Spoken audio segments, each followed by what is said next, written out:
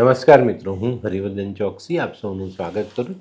મિત્રો, આજના વિડીયોમાં આપનું ખૂબ ખૂબ સ્વાગત છે. મિત્રો, અત્યારે આપણે એમ કહીએ ભાઈ કળિયુગ ચાલે છે. કળિયુગ, હા, કળિયુગ ચાલે છે. કારણ કે સતયુગ તો વિચારી પણ ન શકાય આજના જમાનામાં. સાચું બોલો તો સજા થઈ જાય, સાચું બોલો તો માર પડે, સાચું બોલો તો ધંધામાં લોસ જાય, સાચું બોલો તો નોકરી છૂટી જાય. તો માણસે જુઠ્ઠું બોલવું જ પડે ને. ના, માનવ જીવન બહુ મહત્ત્વનું છે. અત્યારનો માનવી દુનિયા જીતી લેવામાં પોતાની જાતને ખોઈ બેસે છે.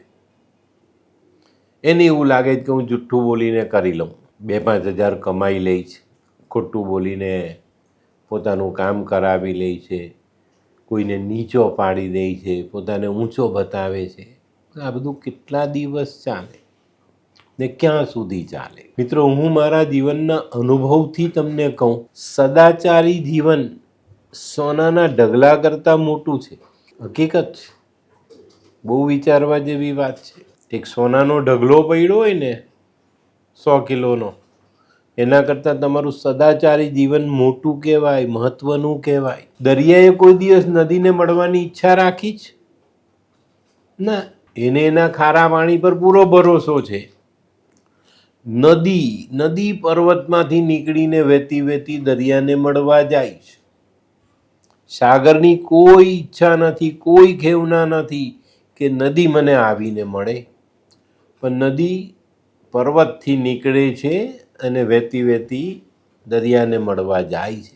તેવી જ રીતે સુખ અને સંપત્તિ સ્વાભાવિક રીતે જ જો જોઈએ ને તો ધર્મવાન વ્યક્તિ પાસે બોલાવ્યા વગર જાય છે.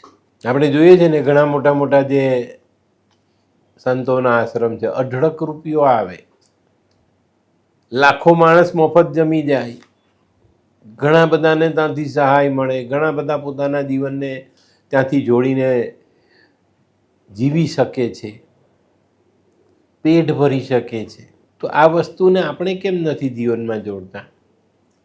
આપણે ફક્ત ને ફક્ત જુઠ્ઠાણાનો સહારો લઈને જીવનને ચલાવીએ છીએ. મિત્રો, ઘણી વખત આપણા જીવનમાં પણ એવું થાય કે આપણી સાથે જે વ્યક્તિઓ છે આપણું જુઠ્ઠું બોલીને ઉપયોગ કરે, આપણને ખબર બી છે, આપણે જાણીએ પણ છે, પણ આપણે એને નથી કહેતા. એ ધીરે ધીરે ધીરે એ વાત વધતી જાય ને એને એવું લાગે કે હું બહુ ચોક્કસ રીતે બહુ સરસ કામ કરી રહ્યો છું. પણ એક દિવસ, જે આપણે ત્યાં પેલી કહેવત છે ને કે ભાઈ પાપનો ઘડો ભરાય તો ફૂટે, ને એ જે દિવસે આ ઘડાવો ફૂટે ને ત્યારે એ લોકોની પાસે કંઈ હોતું નથી. કારણ કે ફૂટેલા ગળામાં શું ભરી શકાય? નથી ભરી શકાતું. આને બહુ સમજવાનું. આને છે ને આપણે બહુ સરસ રીતે સમજીએ જો.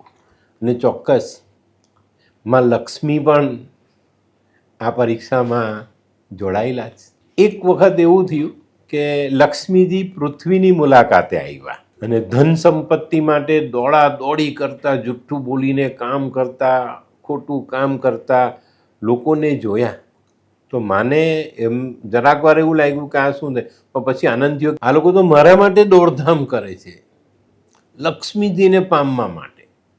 માને પણ ગર્વ થયો અને માં વિચારે છે કે દુનિયા મારી પાછળ પાગલ છે.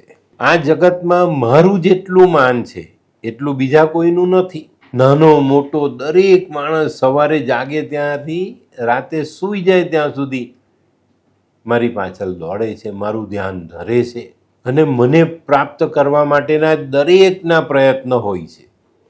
માને તો આમ મગજ પર પારો ચડી ગયો, પણ માં તો માં છે ને, દેવી છે. એટલે લક્ષ્મીજીએ નક્કી કર્યું કે મારે મારી મહત્તાને ચકાસવી તો જોઈએ જ. પૃથ્વીલોક પર આવી જ છું તો જરા તપાસી પણ લઉં કે મારું મૂલ્ય શું છે. તો લક્ષ્મીજીએ એક મૂર્તિવાલાની દુકાને જઈને કીધું, ભાઈ તમારી પાસે મૂર્તિઓ કઈ કઈ છે? તો દુકાનદારે મૂર્તિ બતાવી, જ્યાં ઘણા બધા દેવી દેવતાઓની મૂર્તિ હતી. લક્ષ્મીજી સીધા દુકાનમાં ગયા, બધી મૂર્તિઓ જોઈ અને મૂર્તિઓ જોઈને બહુ ખુશ થઈ ગયા. લક્ષ્મીજીની મૂર્તિની બાજુમાં જ માં સરસ્વતીની મૂર્તિ હતી. આ જોઈને માં ખુશ થયા. લક્ષ્મીજીએ સરસ્વતી માતાની મૂર્તિ હતી ને એની કિંમત પૂછી કે આ મૂર્તિની કિંમત કેટલી?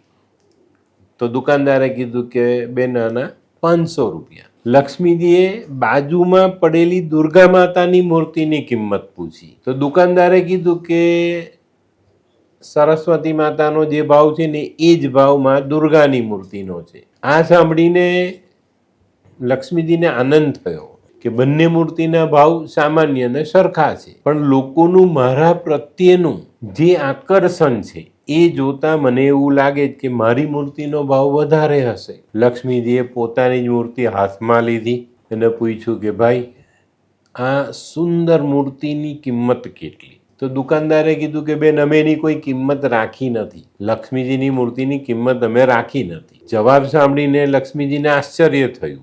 માએ દુકાનદારને પૂછ્યું કે કેમ ભાઈ આવું? આ મૂર્તિ કેમ તમે મફતમાં આપો છો? આ મૂર્તિનું કોઈ મૂલ્ય ન હોય એવું થોડું હોય, એની કોઈ કિંમત તો હોય જ ને. દુકાનદારે કીધું કે બેન અમારી દુકાનમાં એક સ્કીમ ચાલે છે કે જે ગ્રાહક માં સરસ્વતીની અને માં દુર્ગાની મૂર્તિ લઈ જાય એને અમે આ લક્ષ્મીજીની મૂર્તિ ભેટ રૂપે આપીએ છીએ. તો મિત્રો આ વાતને જો આપણે સમજીએ તો આપણને ખ્યાલ આવે કે લક્ષ્મી ક્યારે આવે. સરસ્વતી અર્થાત સંસ્કાર અને દુર્ગા અર્થાત સદાચાર આ આપણી પાસે હશે તો લક્ષ્મીજી ભેટ રૂપે મળવાના જ છે, આપણી સાથે આવવાના જ છે. અને લક્ષ્મીને મેળવવા માટે કોઈ વિશેષ પ્રયાસ કરવાની જરૂર નહીં રહી. સંસ્કાર ને સદાચાર જ્યાં હોય ને ત્યાં લક્ષ્મીને મેળવવા માટે કોઈ બીજી પ્રક્રિયાઓને અજમાવવાની જરૂર જ નથી પડતી. તો મિત્રો આ જે વાત જે આપણે કરી ને એમાંથી આપણે કંઈક શીખવાનું છે. સંસ્કારી અને સદાચારી માણસ, આવા માણસોએ સુખ કે સંપત્તિ મેળવવા માટે કોઈ અલગ પ્રયાસ કરવાની જરૂરિયાત પડતી નથી. જે ધર્મસંગત જીવન જીવે છે એવા ધર્મવાન માણસ પાસે સુખ અને સંપત્તિ સામે ચાલીને આવે છે. તો મિત્રો મેં શરૂઆતમાં જે વાત કરી તે કે દુનિયા જીતી લેવાની લયમાં પોતાની જાતને ખોઈ ન બેસતા, નહીં તો જીવન અઘરું થશે. એટલે જ મેં શરૂઆતમાં કીધું કે સદાચારી જીવનમાં આપણે જો ચાલીએ ને તો સોનાનો ઢગલો નાનો લાગે. તો મિત્રો આપણી પાસે સંસ્કાર હોવા જોઈએ, સદાચાર હોવો જોઈએ તો જીવન ચાલે. આપણે સંસ્કારને નેવે મૂકી દીધેલા છે. કયો સંસ્કાર, કઈ સદાચારની વાતો એવી આપણી સાથે બહેસ કરે છે, આર્ગ્યુમેન્ટ કરે છે. આવા જીવી જુઓ, એક વખત જીવી જુઓ. ને આજના જમાનાની સૌથી ખોટી ને દુઃખી થવાની રીત કઈ ખબર? જુઠ્ઠું બોલવું. જે વ્યક્તિઓ જુઠ્ઠું બોલીને પોતાના જીવનને આગળ વધારે જ ને એના જીવનમાં દુઃખ આવે ને આવે. અને મેં આ બહુ નજીકથી જોયું છે. આ બધી વાતોને હું બહુ નજીકથી જોઈ ચૂકેલો છું.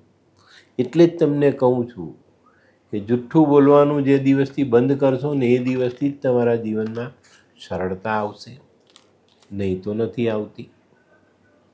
તો મિત્રો આજનો વિડીયો ગમ્યો તો લાઈક કરો, શેર કરો, યુટ્યુબ જોનારા શેર કરે ને સબસ્ક્રાઈબ કરે. હું હરિવર્ધન ચોકસી આપ સૌની રજા લઉં. ફરી મળીએ નવા વિડીયોમાં નવી જાણકારી સાથે. તો ચાલો બદલીએ જી. નમસ્તે.